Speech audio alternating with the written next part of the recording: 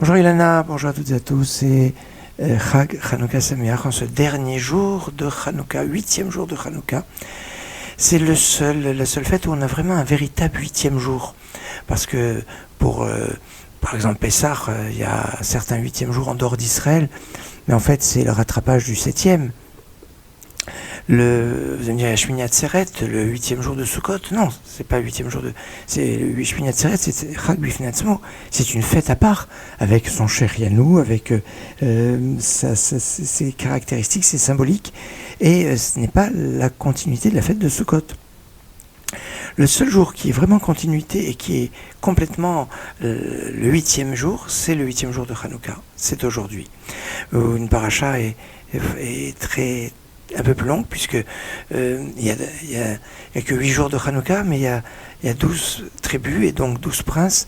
Ça veut dire qu'aujourd'hui on lit bien 5 princes, les 5 qui restent depuis le 8e de la tribu de Ménaché, Gamliel ben Pedatsur, et les 4 autres, pour chaque prince, il y a 6 versets qui sont lus dans la Torah. Donc il y a 5 princes, et le texte de conclusion qui commence par Zot, Chanukah Tamizbeach, voici l'inauguration de l'autel, est composé lui aussi de 6 versets. Alors c'est très intéressant parce que donc dans cette partie, avant de commencer la paracha Be'alotra, qui parle de l'allumage du candélabre, on a 36 versets. 5 fois 6 pour les 5 princes, et les 6 versets de conclusion. 36 comme les 36 lumières qu'on allumait à Hanouka. 1, plus 2, plus 3, plus 4, sans compter le shamash.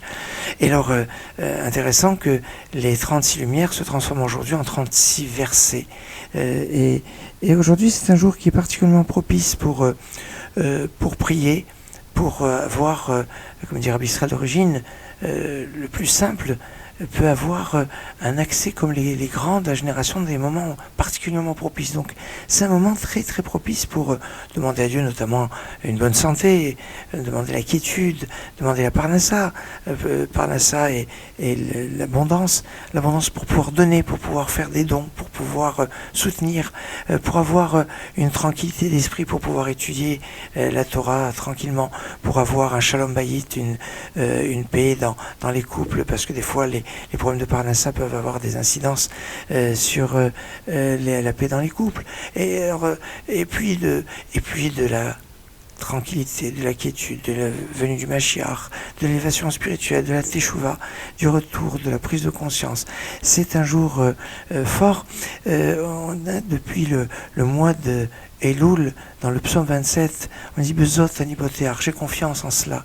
En Salah, Zot, c'est Zot, Chanukah Tamizbeach, c'est aujourd'hui.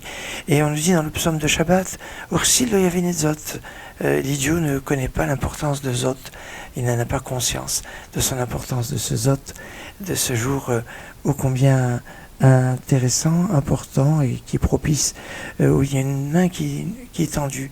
Elle est tendue depuis le premier jour du mois d'Elul, et pendant donc 123 jours jusqu'aujourd'hui, elle est tendue pour nous dire voilà, je t'attends.